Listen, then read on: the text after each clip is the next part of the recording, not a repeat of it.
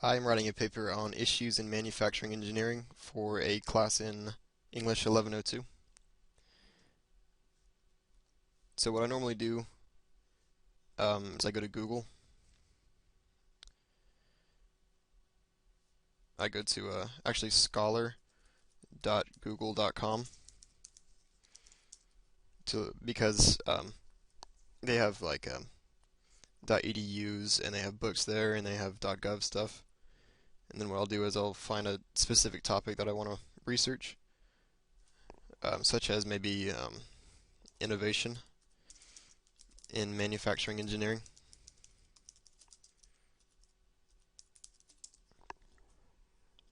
And I'll scroll through the links until I find one that I like.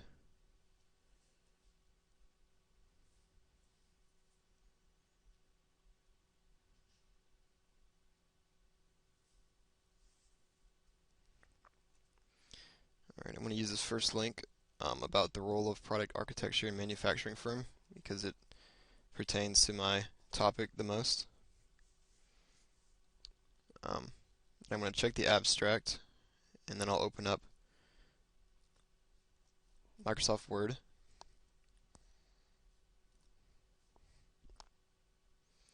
And then I will copy and paste the URL on the top of the page so that I can access it later.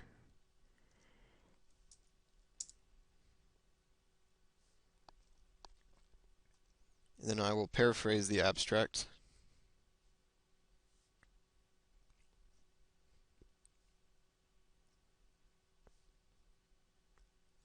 I usually do it in bullet form so it's easy to read.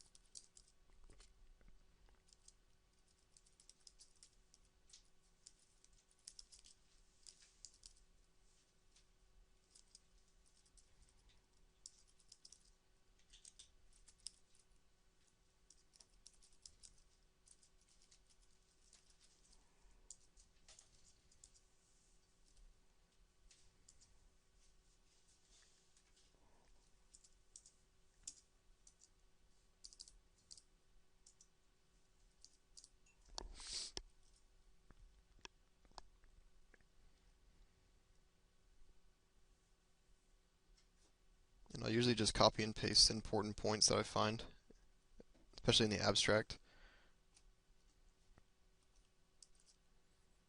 And then I will put them in my own words later and synthesize them into my paper.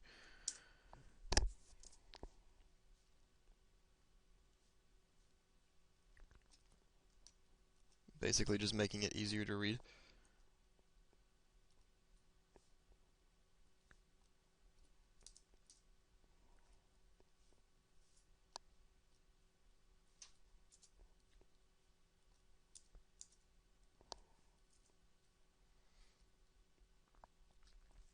Then I'll go back to Google Scholar and think of a new issue, such as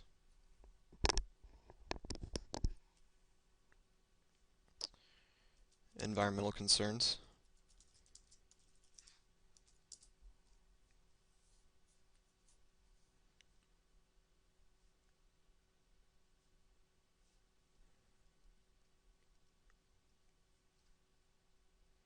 Then I'll choose the third link because it's the most relevant one.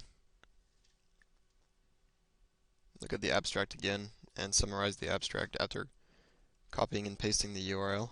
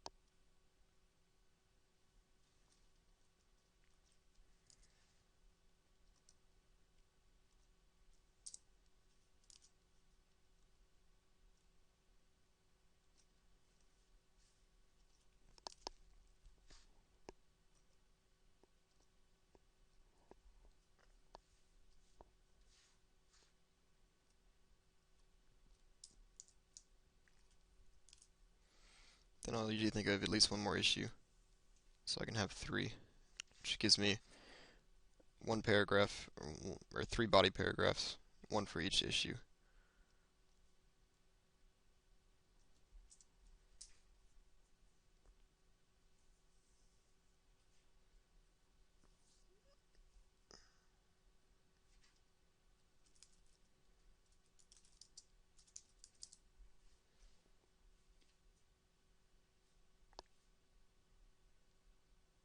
So I looked for healthcare costs in manufacturing engineering. Nothing came up, so I'm going to try to think of a different one.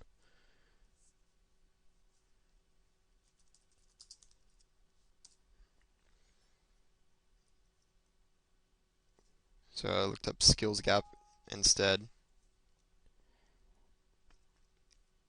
and choose the most relevant link.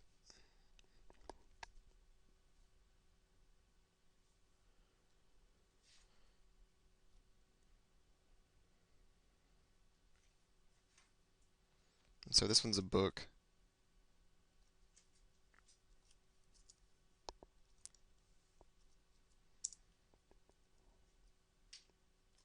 So I'm basically just going to go to the introduction and the conclusion to look for information, because those are the easiest information to find is in those two sections, in my opinion.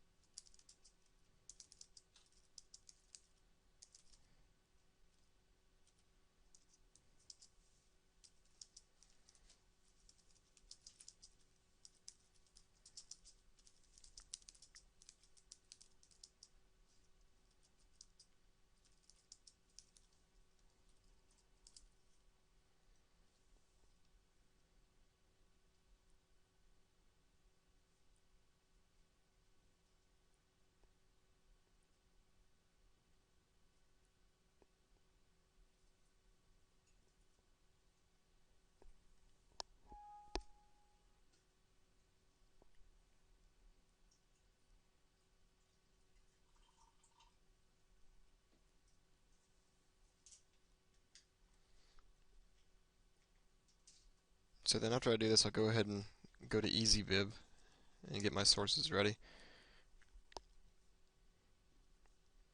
So to cite this website, I just copy and paste the link.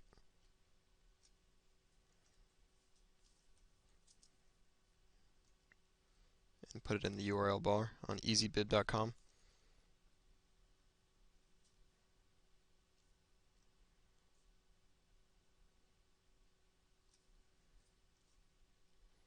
Then I'll fill in the information that's missing.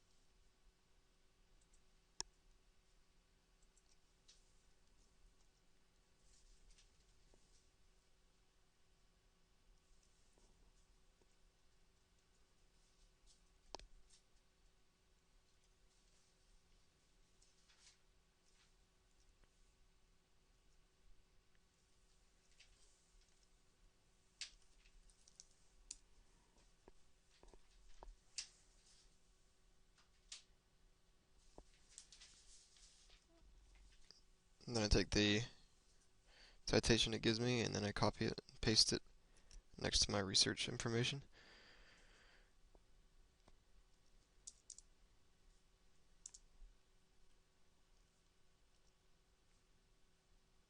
So that I have it ready whenever I need it.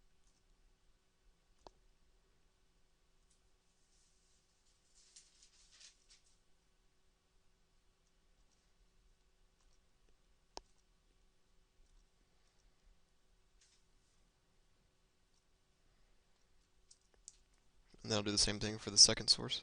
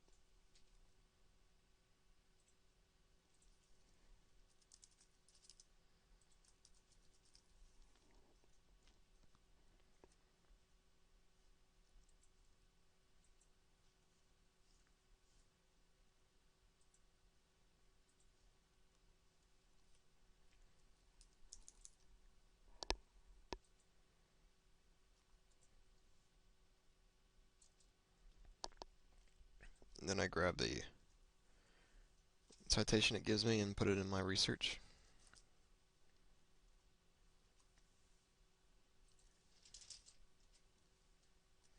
And I change it to a hanging indentation.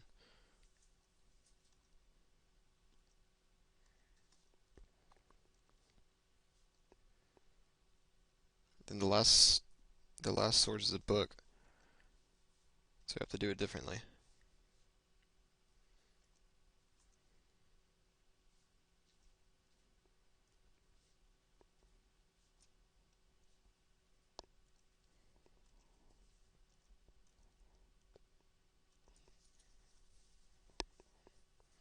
So back to where I found it, and then I look for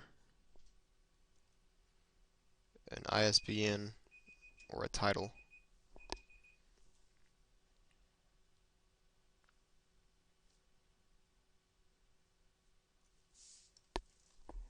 Alright, stop. Alright, I am writing a paper on gender diversity for my ROTC class. Just going to start by getting a general search. Military. Wow, a lot of results. I'm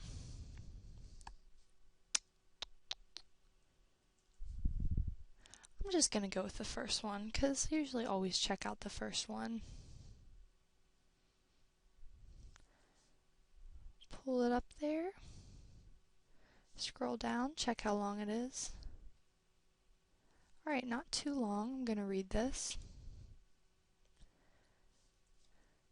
Skim through. Looks like a very personal essay. Someone who works with male and female veterans.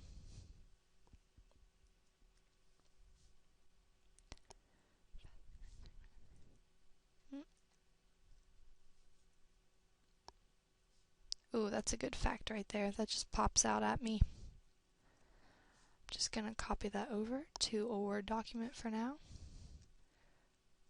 Come back to that later. That might be a good hook of a paper if I was going to try and defend women in the military.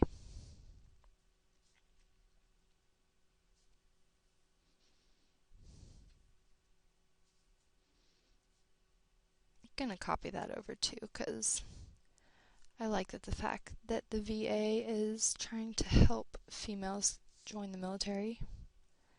Very admirable of them.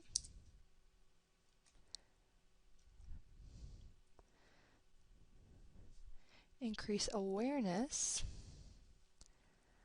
I don't really want to talk about awareness, I just want to talk about women in the military. Kind of rather have some more statistics.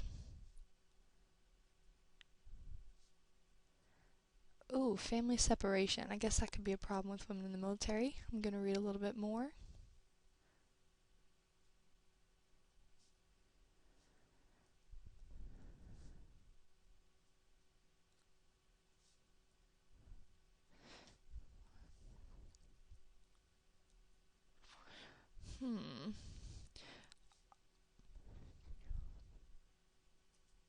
Mother of 15-year-olds deploy.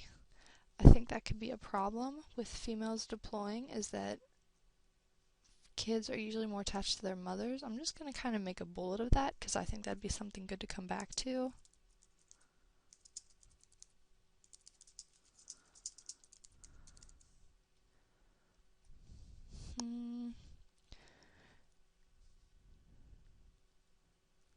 Ooh, she wrote a book. Might be good to read that book. Right by that note, I'm gonna write down the name of the book. Maybe go check that out. And then this girl sounds like she's just talking about the book, so I'm gonna skip through all of that. My question to you, what are your thoughts? Kind of like that idea. I think that was a good idea of hers to ask what our thoughts are. Maybe make a note of that would be something cool I can add at the end of my paper.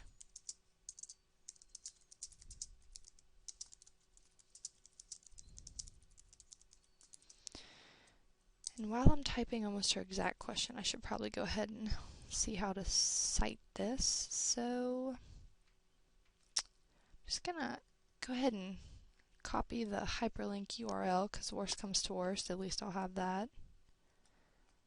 And then probably go to Easybib, but as much as I'd love to get that done, I'll probably do that later. So just have that hyperlink in my Google document. This is probably going to be my golden Google Doc because I usually have one of those for every paper that I just always go back to for facts. And then at the very last few days before I have to turn my paper in, it becomes very important because basically I have to take everything that's on there and write my paper. Scrolling through some more sources, I see PBS. I don't really know what that stands for, but I think I remember it being pretty scholarly, reputable. So I'm gonna look at that. U.S. military leadership lacks diversity. My question would be, why does the leadership lack diversity? Is it not the whole institution?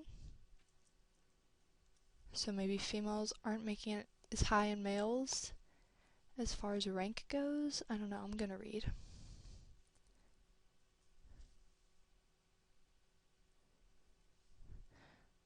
So this one looks like it's about all diversity, not just gender. So I'm gonna keep scrolling and see where it talks about females because right now it's talking about Hispanics. And I don't need that. Keep scrolling. I kind of like this because since it talks about so many different kinds of diversities, gender is a very small part of it, and I have to read less, which is always a plus. Gender diversity, blah blah blah. Ooh, that's a good statistic, 51%, but only 16% of uniformed officers. I'm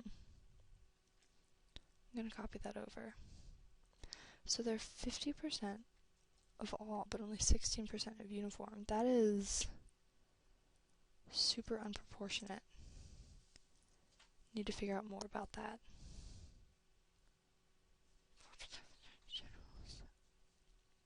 Oh my gosh, so for all of the generals and admirals, it's in the single digits as far as how many are females.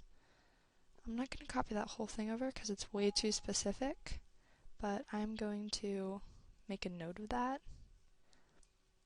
All of the generals.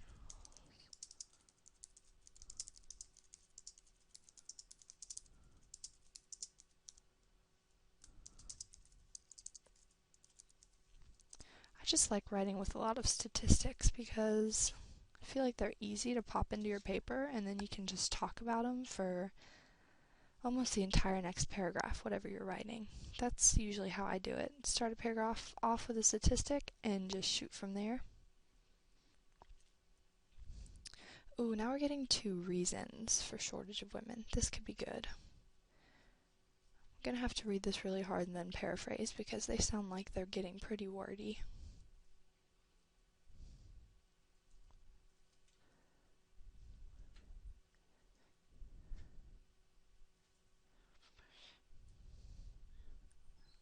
Exclusion of women in combat arms. Yes, that's been a problem in the news lately. I'm gonna make a special note to come back to that.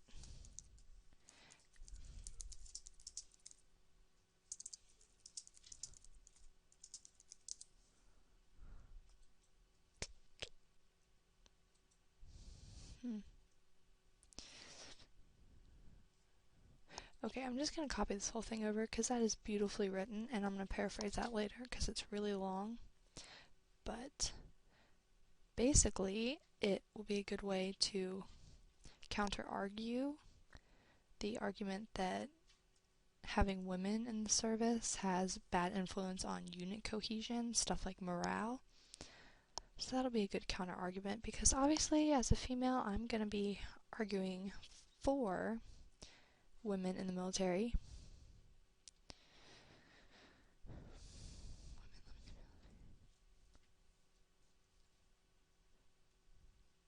Women are less likely to remain in service. I'm just going to skip right over that because that doesn't help my case at all.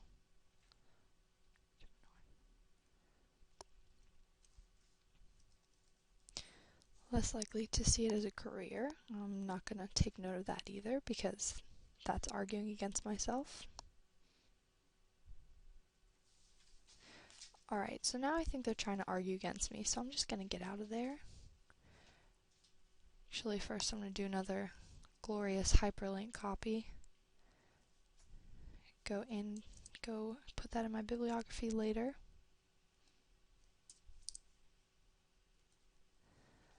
I'm going to go back, look for a good source. I think this time I'm just going to read the headings super strictly because I want to see the word women, because that's what I'm worried about, not minorities or anything. Challenge and change, gender. A few good women. I like how it says good women because I'm arguing for women. Always look for some good key adjectives. The woman on the front's holding a baby. This looks like it's going to be good. Pictures are usually a very good judge for me.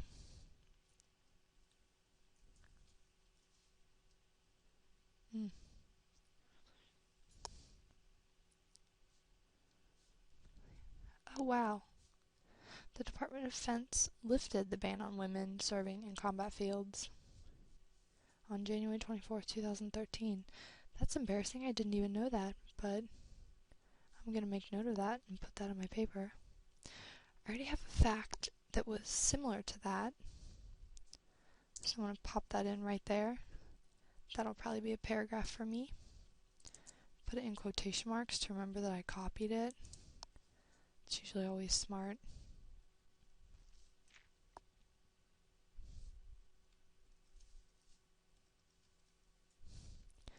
Combat exclusion is a form of institutional bias.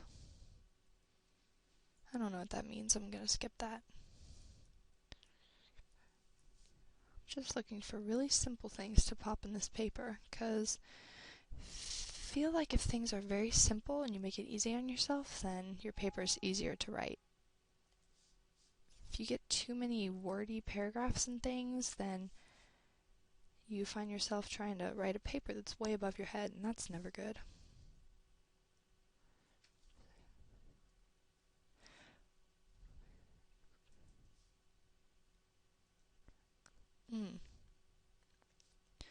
Okay, so this is what the DoD said when it declared that law, that women are no longer excluded.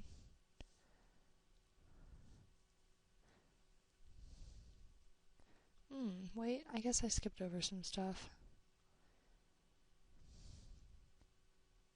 Oh, this is what happened in 1994, which was when they were still excluded.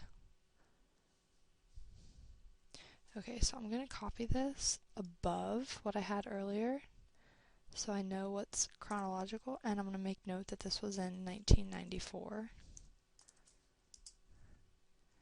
And I'm not giving too much background information on it because since this is the old law, I probably won't really write much about it. But I'm going to want to give my audience in my paper a little bit of background about what law was lifted that I'm so happy about. So add that over there.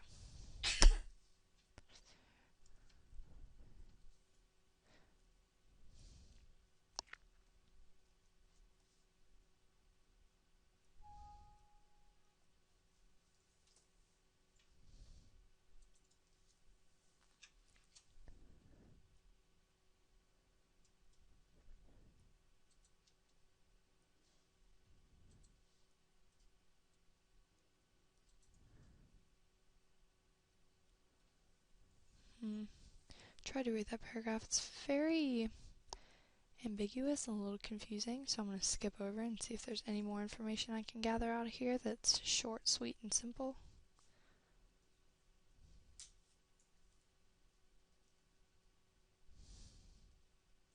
Alright, well, I think I got one or two good facts out of this one.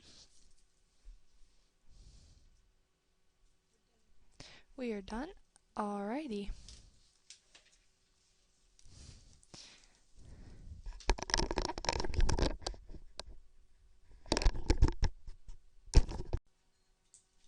So I'm writing a paper on hotel issues for English 1102.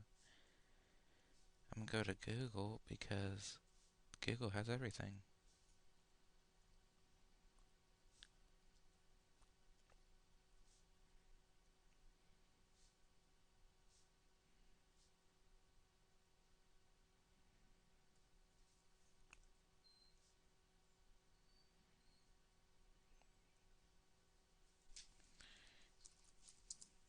Oh, there it is. Just type in issues for hotel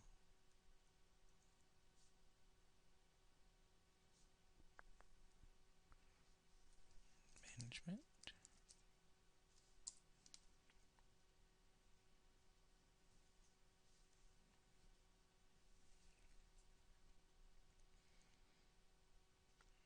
Well, I gotta stay on the first page because it's kind of what you do.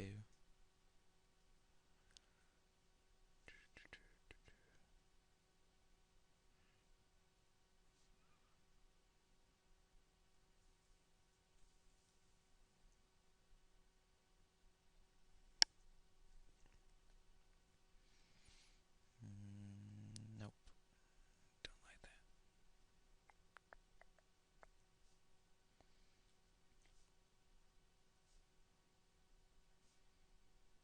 There's numbers beside every one of these that say what are the 10 or 5 biggest issues.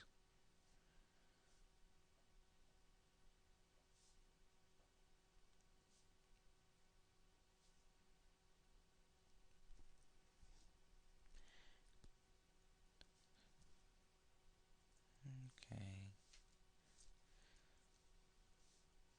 So, employee turnover is an issue, so let's search for it on Google. Turnover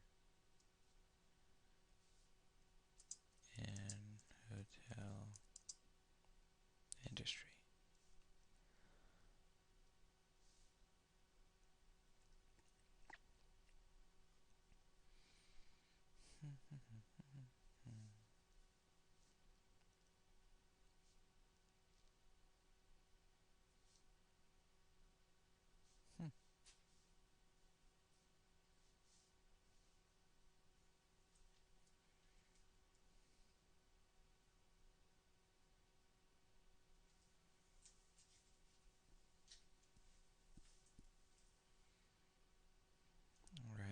actually looks like an issue, so let's go to Galileo. But Galileo is a pain in the butt.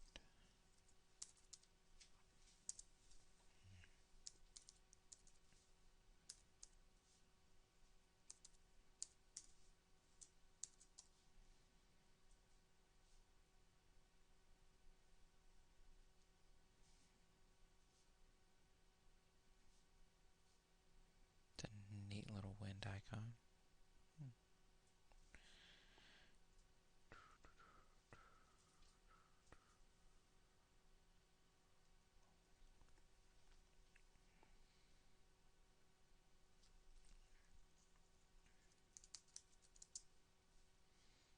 No, just kidding.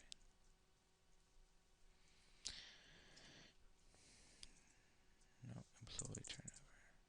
Employee turnover in hotel industry.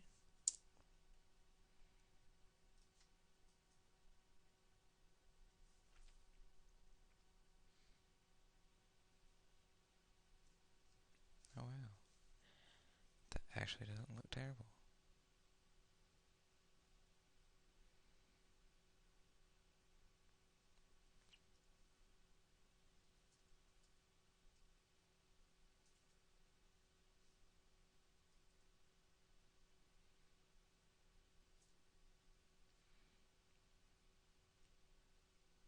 Then so you go into Galileo and look at the source, and it's a bunch of reading that I don't want to do.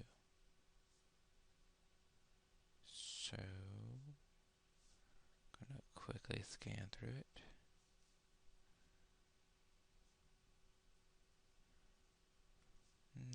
Well, I'll probably read the abstract.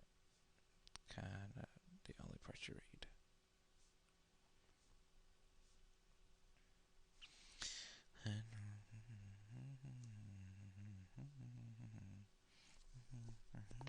Sources.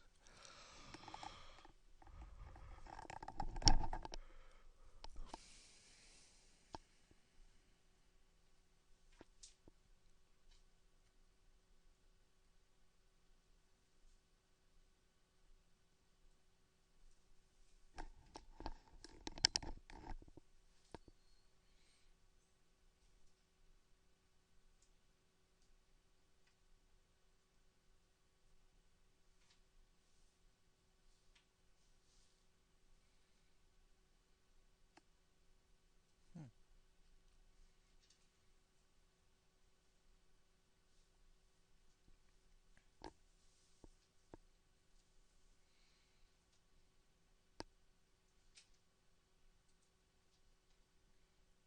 Oh, 63. It's kind of low.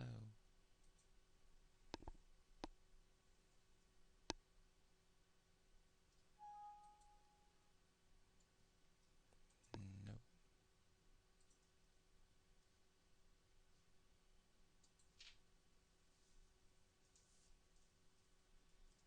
Yeah, that didn't look terrible. Ooh, pictures. Mm-hmm.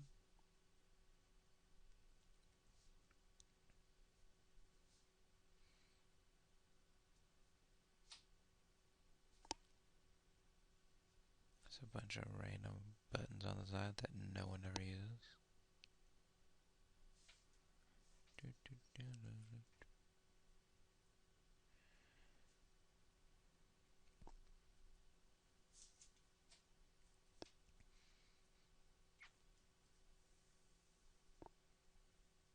Why does everything do with China?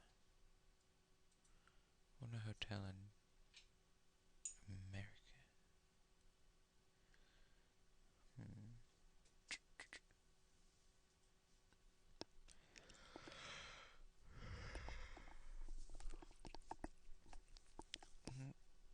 Yep, Jordania.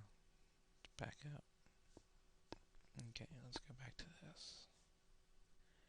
The Google search is still winning.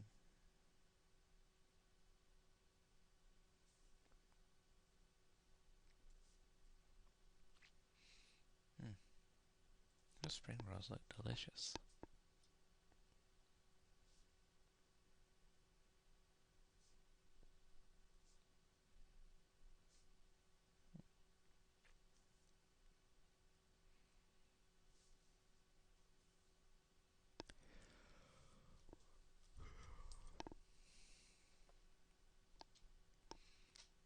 There's a button to share everything on Facebook, on every single internet page. Oh, and Twitter.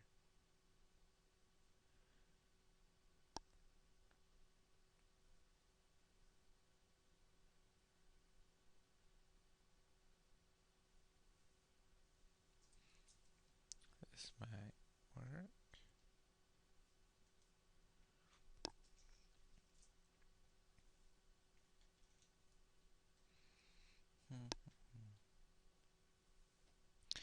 Oh, I know what this journal is. Effects of culinary employees' role stress on burnout and turnover, especially hotel industry. Could be awful.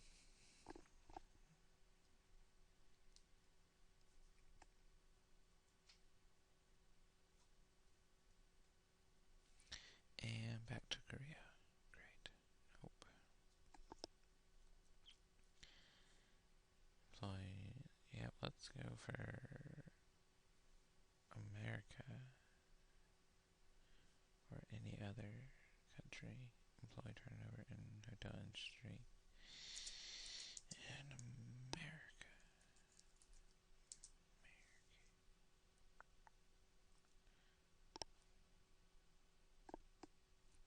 Still China. Sweet.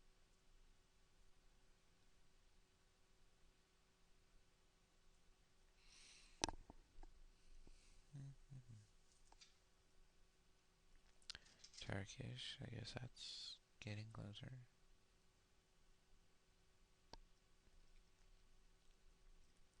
New Zealand, we're getting closer. Yeah, that's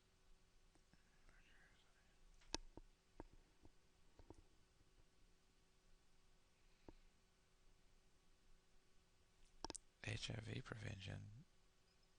Nope, that shouldn't be in here.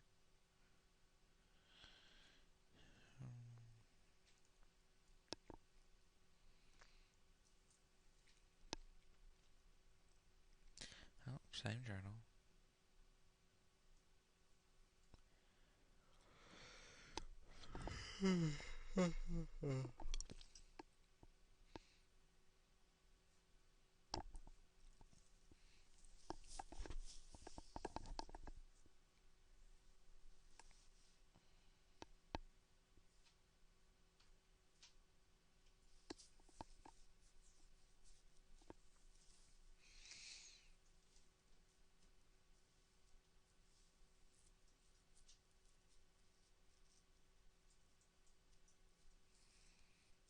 Oh, they're getting closer. Now I don't want to change my color scheme to improve performance.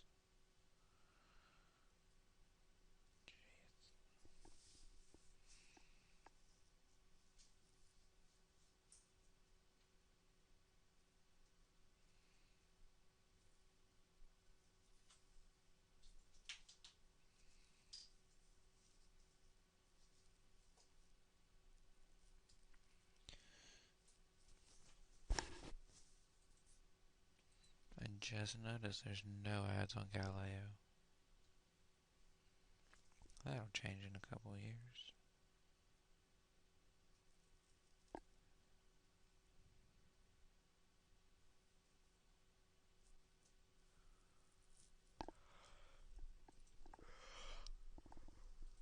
Oh, and this one doesn't look terrible, so let's go ahead and get this out.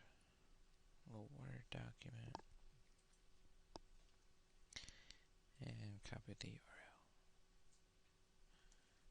Because that's the easiest way for me to find it.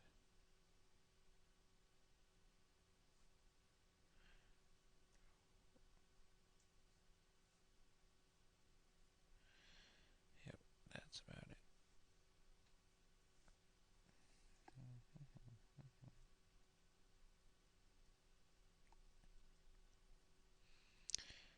It'd be nice. Oh, that's a big little equation. Look at that. Alright, that's a solid one. Let's go try to find at least one more.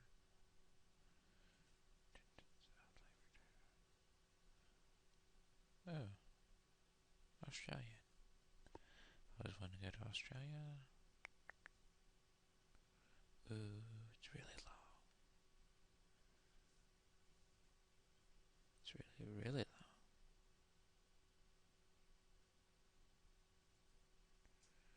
There's some good numbers in here. Some graphs that might be usable.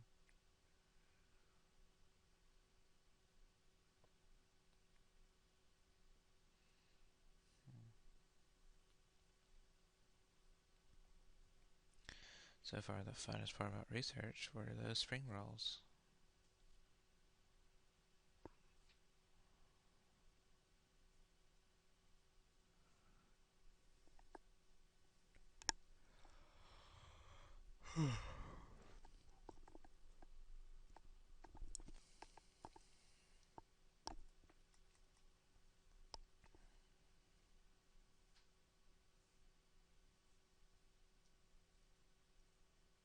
Hey, that sounds like my opening statement.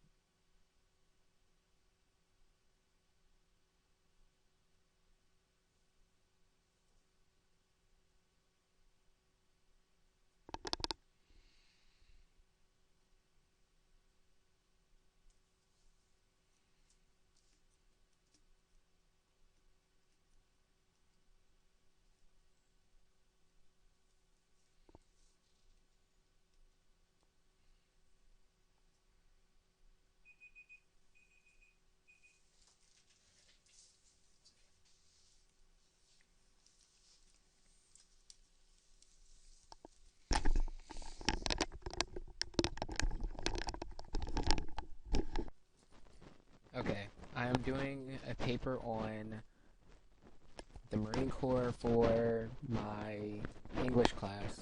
It goes over talking about your discipline and problems in your discipline.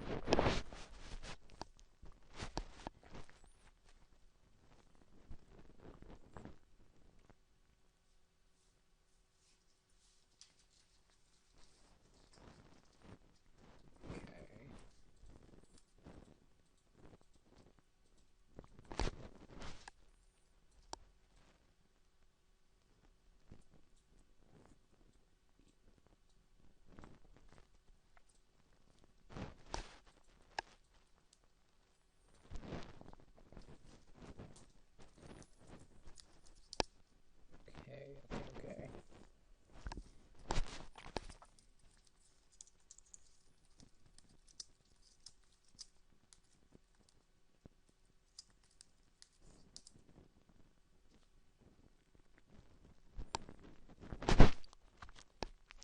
I usually open multiple tabs just to find different bulks of information and visit various sites just to get a general idea of how I will present my paper. I usually look for timelines, things that I can go step by step in describing, and for any page that I find useful, I pin it just so I'll be able to come back to it occasionally just to look over it.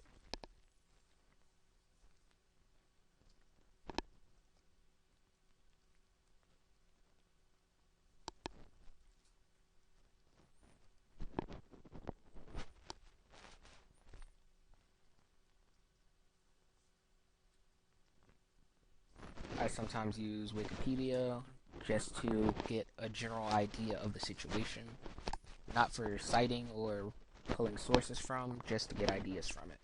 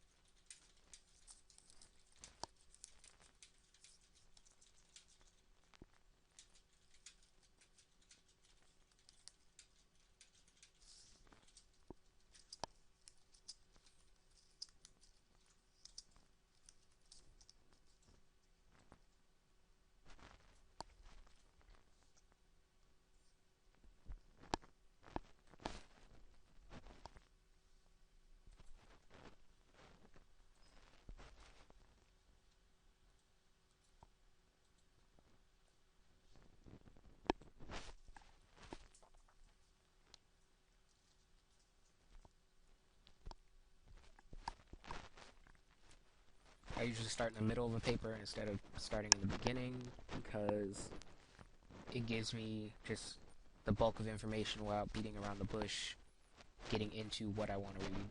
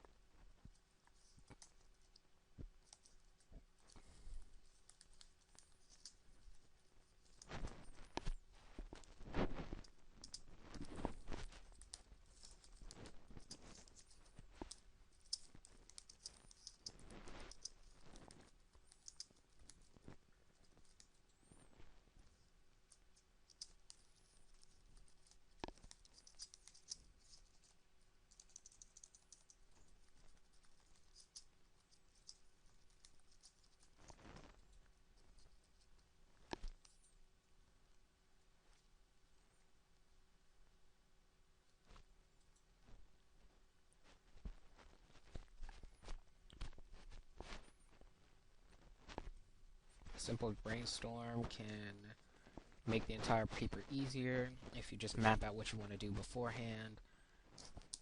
It can save you hours and hours of time instead of just wasting all your time just trying to put your ideas together. You pre-plan how you put them together.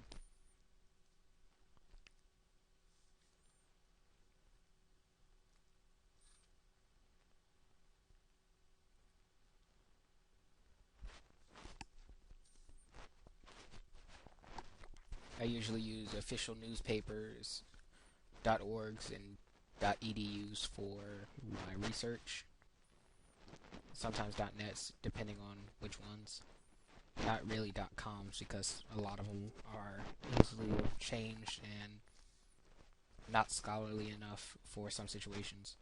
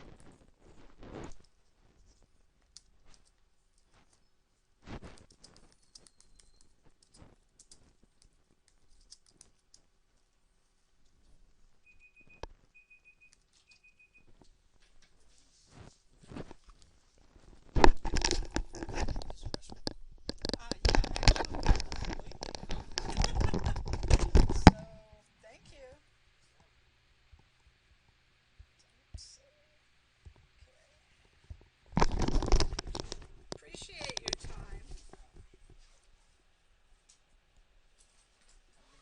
You too.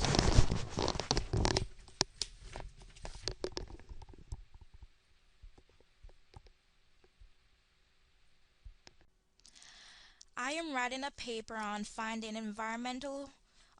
solutions to environmental problems within Statesboro, Georgia.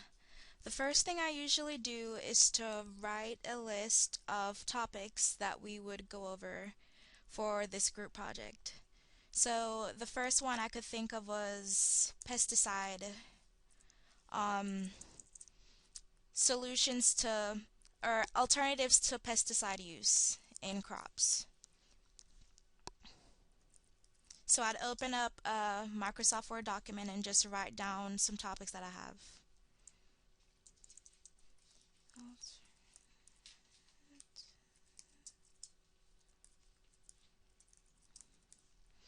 And then I'd open up a search browser.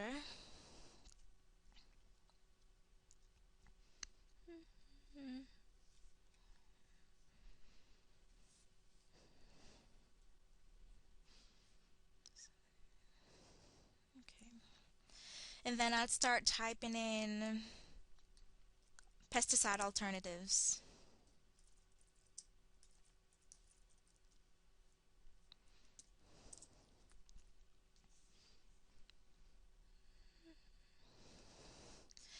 Okay, so the first thing I usually do is try to find respectable sources, maybe .org sites.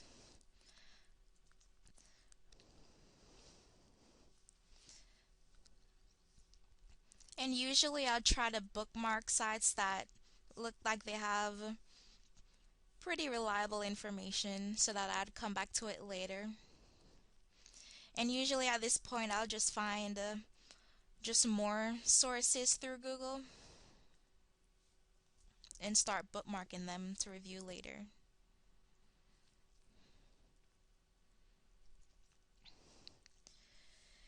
So usually my research process usually goes through by looking through my bookmarks and going through them in more detail later.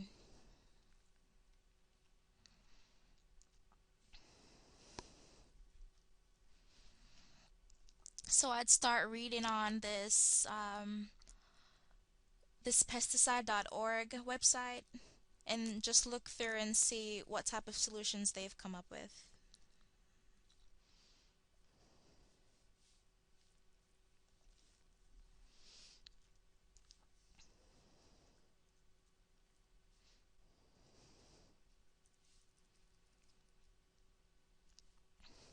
And if I think the source is reliable, I'd probably start writing my bibliography. So usually I'd go to one of those bibliography generators because it's hard to remember every single rule there is to cite in all the sources.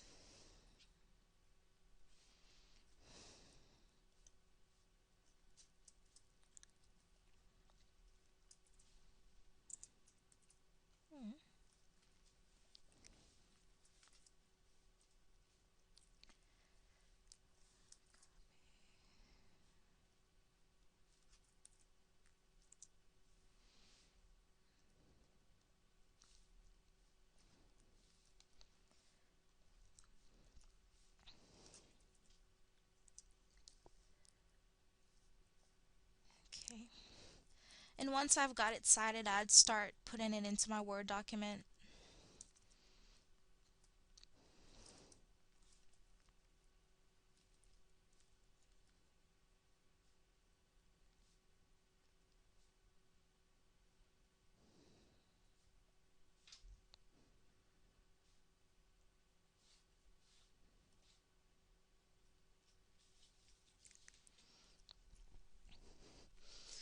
So using search terms, I'd probably start using pesticide or alternatives, and then probably go deeper and try to find solutions for farmers and try to figure out what are some locally produced items in Statesboro. So that'd probably be like cotton. So I probably use pesticide alternatives for cotton farming.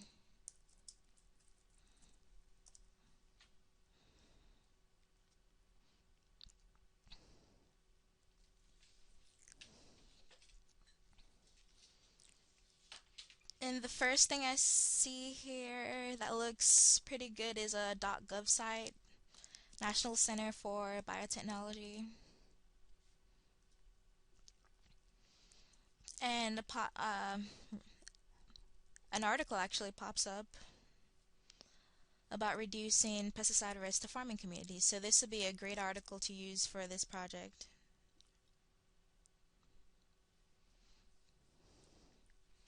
So I'd bookmark that to look at later.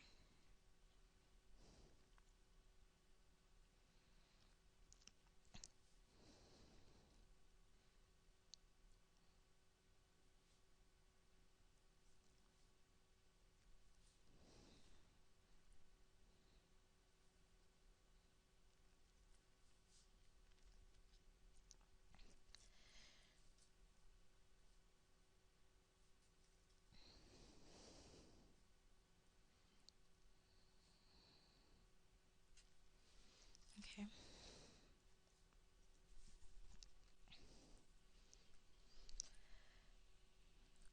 So usually I'd start changing up my search terms to just find a more a diverse set of sources. Okay. So once I've gotten done with pesticide use, I'll probably come up with another topic like, let's reduce the pesticide use.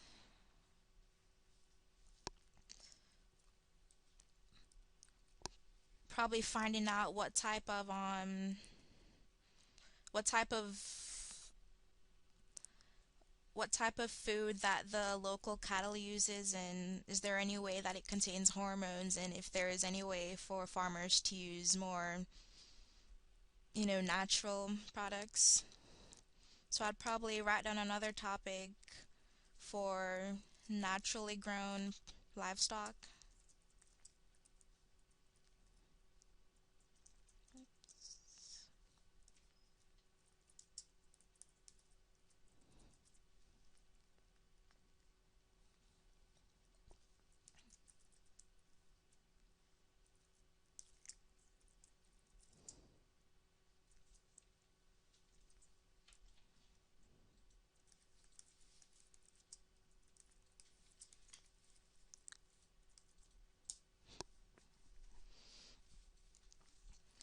And a lot of sites pop up about livestock standards in the US that are approved by the USDA. So this is a website that I definitely bookmark, and it talks about the feed requirements and the origin of livestock, and basically rules that farmers have to follow.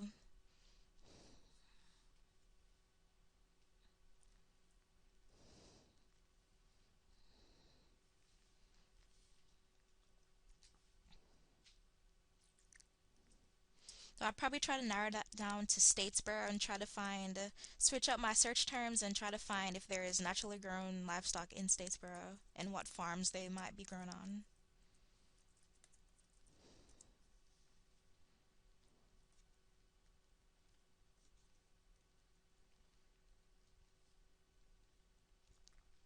So the Statesboro Farmers Market pops up, and they basically have a list of all the different farmers that come to them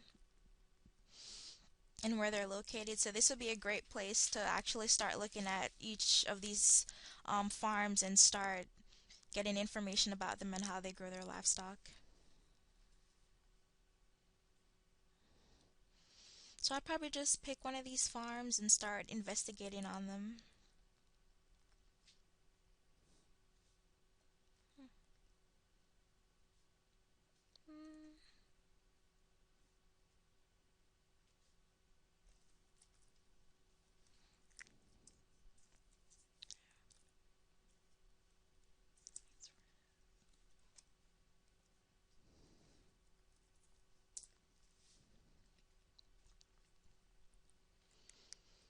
Okay, so I picked the Hodges Farms, and I'm gonna start looking at what they have here.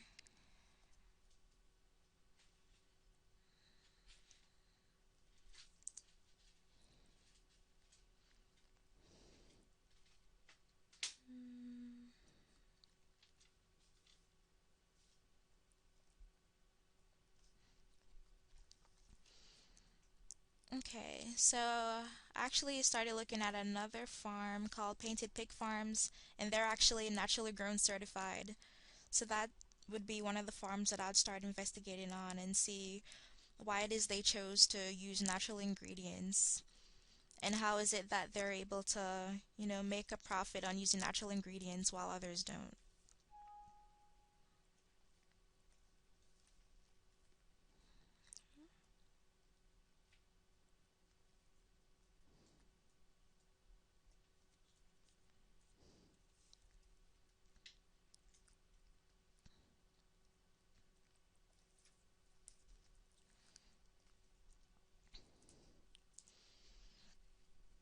Okay, so usually after I've got a pretty big list of different articles and different pages bookmarked, when I start going through them, I start picking out what I want and what I don't want. So after I've gone over reading through them and picking out what would best help support my claims, I'd start going through and paraphrasing and using them in my research project.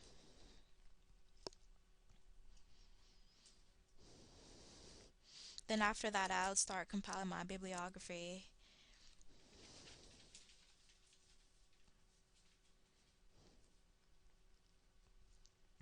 And at the center of my research project, I'll definitely use this certified naturally grown website that basically tells you why farmers choose to be certified and how is it that they go about being certified.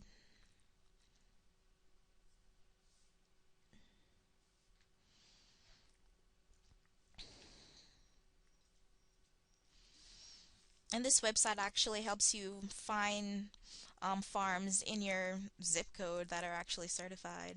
So that'd be good to use.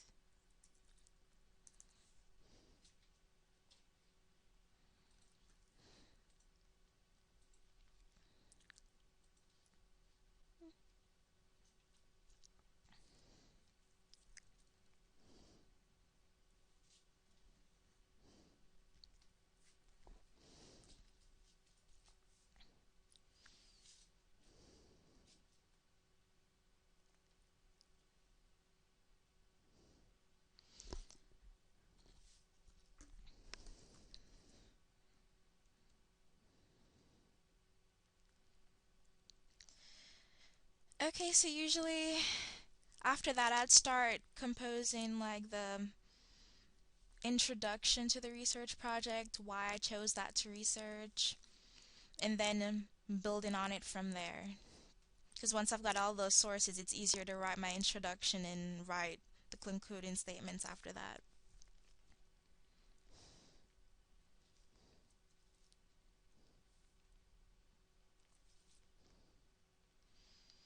Yeah, that's basically what I usually do.